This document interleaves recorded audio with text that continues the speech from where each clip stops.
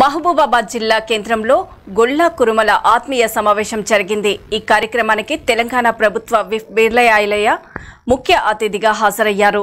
మహబూబాబాద్ గొల్ల కురుమలు డోలు వాయిద్యాలతో బీర్ల ఐలయ్యకు ఘనస్వాగతం పలికారు। ఈ సందర్భంగా గత 10 ఏళ్ల బీఆర్ఎస్ పాలనలో గొల్ల కురుమలకు తీవ్ర అన్యాయం జరిగిందన్నారు।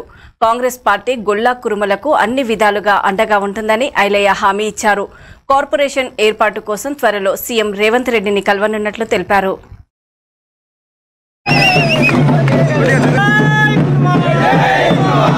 ఇప్పుడున్నటువంటి ప్రస్తుత ప్రభుత్వానికి గొల్ల కురుమలు ఎంతో సహకరించి కాంగ్రెస్ పార్టీ అధికారం రావడానికి సహకరించారు కాబట్టి ఉన్నటువంటి ప్రభుత్వం కూడా మా గొల్ల కురుమలు అన్ని విషయాల్లో మా గొల్ల కురుమలకు సహకరించాలని చెప్పి అన్ని జిల్లాల్లో సమావేశాలు ఏర్పరచుకుంటూ గొల్ల కురుమలు రాజకీయంగా వెనుకబడ్డారు। అన్ని పార్టీలు కూడా గొల్ల కురుమలకు ప్రాధాన్యత ఇచ్చి దామాషా ప్రకారం మాకు కూడా సీట్లు కేటాయించాలి।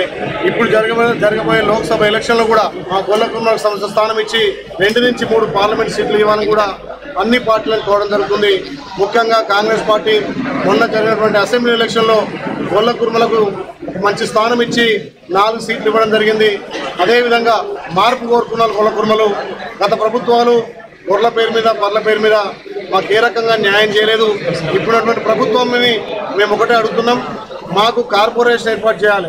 అన్ని కులాల లెక్కనే మాకు కూడా 50 సంవత్సరాలకే పెన్షన్ విధానం కల్పించాలి। కార్పొరేషన్ ద్వారా గొర్రెలకు కానీ ఇక్కడ పశు సంపదకు ఎక్కువ లోన్లు ఇచ్చి మా కులాభివృద్ధి కోసం పాటుపడాలనే ఉద్దేశంతో ప్రతి జిల్లాలో కూడా గొల్ల కురుమలు రాజకీయంగా చైతన్యవంతమవుతున్నారు। రాజకీయంగా గొల్ల కురుమలు ఇంకా ఎదగాల్సిన అవసరం ఉంది। నమ్మకానికి మారిపోయినటువంటి మా కులస్తులను రాజకీయాల్లో అన్ని పార్టీలు కూడా